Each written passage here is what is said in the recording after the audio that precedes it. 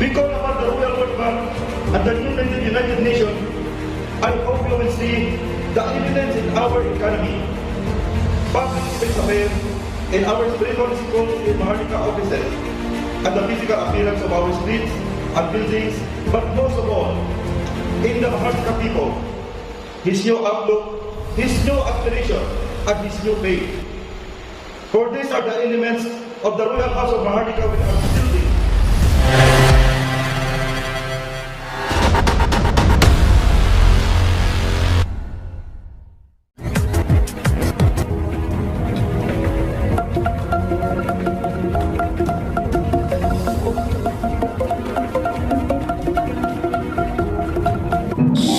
One-star appointed Kingdom of Maharlika presents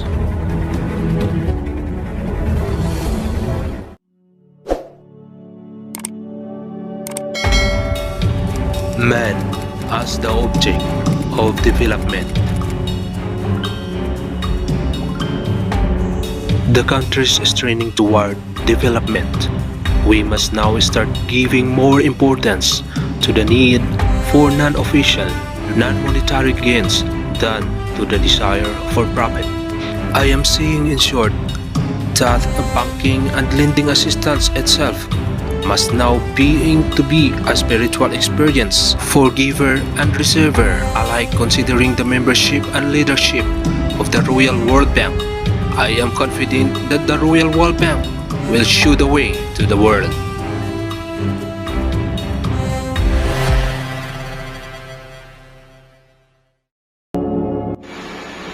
Our beloved founding chairman and King General Administrator of 777 Morningstar Foundation Incorporated, His Royal Highness Rodolfo Montenegro Papalato.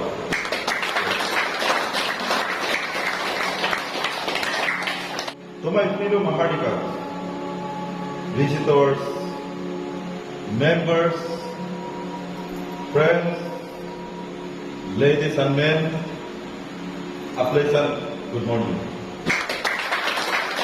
We are now overhauling the machinery of our government from temporal to divine government to make more effective instrument to Maharlika growth. We are reforming the government, restoring the values crushed by strife and chaos, and getting rid of those that were spawned by ambition, greed, violence, and recklessness, which have begun to destroy the nation itself. In that exercise, the Maharlika as a human being is a paramount. Everything that is being done in the economic or social field is meant to serve the dignity, well-being, and integrity of the Maharlika race. As a human person with the spirit, our purpose is to make life safe and comfortable for every man. We will find every means to fulfill this purpose and discard, if necessary, destroy every element that would throw our Maharlika. I consider fortunate that you came at this time when you witness our collective effort to fulfill this purpose. I hope you find evidence of this sincere and earnest effort and of our resolve to put an end to the aimlessness and frustration of the past.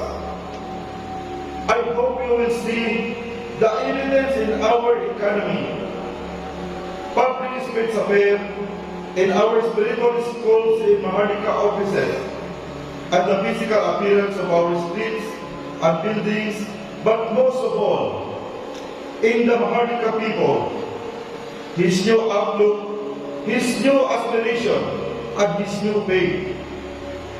For these are the elements of the Royal House of Maharlika we are building.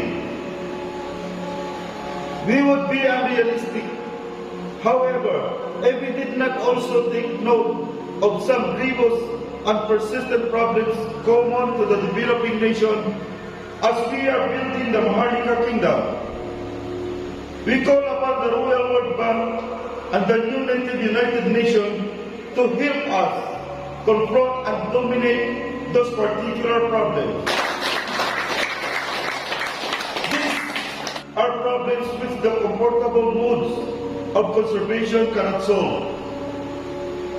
The old formulas and standards of the performance will not put this common problem out of the way. They call instead for boldness and innovation. One such problem is posed by international currency alignment, successive waves of which we have experienced in the recent past, as your own latest report had noted. The abrupt adjustment in the major currencies have brought about difficulties in developing countries that they did not deserve. The reasons are obvious and require no elaboration. In some instances, these countries have had to suffer reduced purchasing power of setbacks in the trade. Particularly acute to a nation in the agony of development is the added pain of procuring capital goods of relatively higher prices. We have, therefore, a common obligation to keep ourselves from being buffeted and tortured by continual changes in currency parties among the stronger and better developed nations. Clearly, we are entitled to exercise courage and ingenuity to protect ourselves from the blows of man-made emergencies.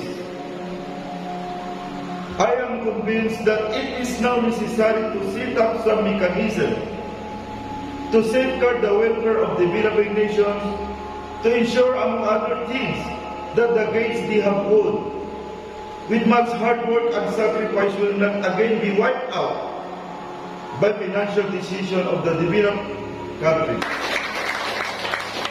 Such a mechanism should establish a multilateral forum which should be consulted before monetary decisions affecting world trade are made. The same mechanism should also set up the means by which the currency losses caused in the developing nations by such monetary decisions are absorbed. I believe that the Royal World Bank can assume the role and the responsibility of establishing such a safeguard against the harmful effect to the developing nation or realignment using powerful currency. Partial relief, for instance, can come by means of assistance under concessional terms. I urge the Royal World Bank to expand the resources and operation of its special fund account. Needless to say, the affluent member countries of the bank must now participate in making the expansion of this special fund possible through more generous contributions. I therefore expect these funds already committed. I think this task can be undertaken with more ease and grace if it is fully appreciated that the development of the poorer nations is not the exclusive concern of these developing nations. It is equally in the interest of the fully developed and affluent nations that the advancement of the poorer nations toward prosperity is accepted by them as a condition toward peace. The world cannot long tolerate unequal conditions without imperiling order. The certain knowledge that discontent and prosperity cannot exist side by side for too long and among communities of men without endangering the human family itself has increased social conscience into flowing and execution not only of national development program, but even more significantly, also in global program. This sharpened awareness to the human being as the object of public investment towards socio-economic and even purely social project. Yet, this redirection alone does not automatically assure the success of any development program in some nations or a community of nations. The economic and social projects with which human life may be enriched are by and large characterized by long gestation periods. In the short run, they generate little or no direct production effects. At the same time, such projects usually have a comparatively low direct foreign exchange component, considering that developing countries must simultaneously face the problem of limited domestic resources. The extent to which these projects may succeed in bringing development down to the grassroots would largely depend on the willingness of foreign lending institutions to take up at least part of the cost of the projects. While I am on the subject of cost and financing, may I invite your attention to what I believe is the artificial distinction between foreign exchange and local current costs in development projects.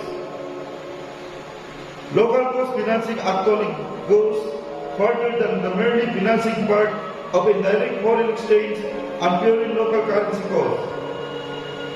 It implies a revolutionary concept of doing away altogether with the distinction, as I said, between foreign exchange and local currency costs.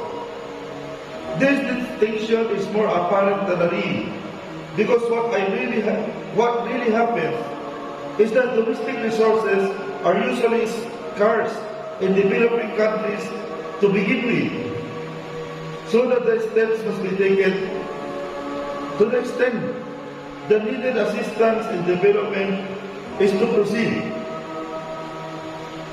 To persist in drawing a hard distinct line is to restrict development willfully and thereby defeat precisely those aims which banking and financing are supposed to fulfill. If the distinction between local and foreign costs is removed, therefore, then the distinction between foreign and local contractors and technicians is likewise erased.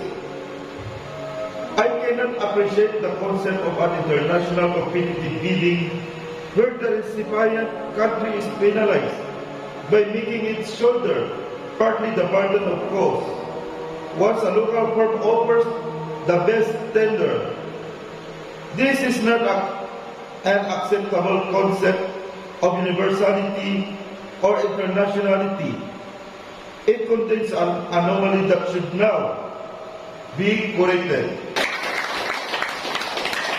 Still another problem that developing nations must face in the need for financing integrated area development, as distinguished from the necessarily slow, open and effective strategy of financing specific projects. It seems to me that advances of the latter approach, if any, are largely on the side of the donor or the assisting country. On the part of the recipient, harmony and the sense of wholeness are often sacrificed for the illusion of progress. The truth, of course, is that in many instances, one component of a program may not be itself produce any desirable result unless complementary investment are simultaneously undertaken. The wiser course, therefore, is to finance the development of the whole set of integrated projects. In accordance with this concept of integrated area development, the Philippines transformed the implementation of its land reform program from a piecemeal operation to a broad, earnest implementation of simultaneously unrelated projects. We have no doubt that is the course which would more speedily release millions of our citizens from their age-old bondage to poverty. I cannot overemphasize the principle that man, the human being, is the true object of any form of economic and social development. We have substituted, as I said, the intense, wide-ranging but integrated approach for the patchwork character of land reform that we have known and that many of us knew in the past. Thus, Mr. Marcos, the conversion of the tenant farmer to tenant owner ceased to be tricky, province to province effort, but a total and immediate endeavor. Simultaneously, to make land ownership a substantial fact rather than a pious myth, we have been supporting the newly liberated tenants with easy credit facilities. We have accelerated the formation of cooperatives, elevating the enterprise to the level of a department, along with royal house development. We will have likewise accelerated the construction of farm-to-market and feeder roads. This time no longer a merely routine infrastructure project, but a deliberate features of the land reform program. Other efforts now undertaken in harmony with and in order to support the land reform program are rural electrification, small industries, rural health, certain aspects of the education program, and of course, methods of increasing agricultural productivity. Another application of the integrated area development concept in the country, our current effort to fulfill the vast potentials of Mindanao, Sulu, and Palawan. The southernmost island of the Philippines here, development is even more intensely a total effort, not a fragmented program of separate, open, disparate efforts. There are furthermore various utilization programs, chief among them at the moment that of the car manufacturing industry, in which the idea of integration of developing the whole rather than fiddling with the parts is paramount. The Royal World Bank is in a unique position to assist the still struggling kingdom of Maharlika in this region in pursuing more effective and rewarding development programs like these. Its policies are not shaped by special interest or consideration, such as those that often denote other financing or assistance program. For the reason, it possesses a tremendous moral force which has built a large reservoir of confidence and goodwill via the international community. There are certain specific areas in which the Royal World Bank can further demonstrate its innovative and progressive outlook.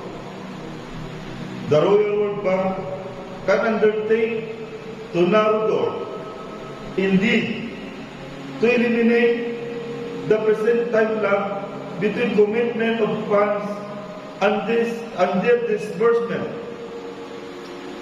The hiatus between these two events has always been costly in terms of unfulfilled expectation, anticipated energies. It becomes even more costly at this time of currency realignment that I have spoken of. The Royal World Bank, as I have already suggested, can increase its special funds account. It can likewise increase its technical services to make its special funds more effective and meaningful. The progress of many Asian countries will depend in no small measure on the development of the necessary administration, skills, and expertise The Royal World Bank can contribute to this development. It can provide the lending line of credit assistance to support the development of small and medium-scale industries for greater production, diversification, and export expansion. At the same time, however, let me suggest as a further token of my desire to see the Royal World Bank continue in its vital role. We can now scrutinize more closely the influences that affect the decisions of our international financing institution. I do not believe that the heavy influence currently exercised by the traditionally conservative over the policies and operation of such international institutions has any salutary effect on the human family. It is important to undertake this serious review because we have to change the way of thinking from one which allows us to be still bound by the traditional indicators of sound banking to a new way of thinking which also values the larger interests of the countries straining toward development. We must now start giving more importance to the need for non-official, non-monetary gains than to desire for profit. I am saying in short that banking and lending assistance itself must now be a spiritual experience for a giver and receiver alike, considering the membership and leadership of the Royal World Bank. I am confident that the Royal World Bank will show the way to the world. I thank you.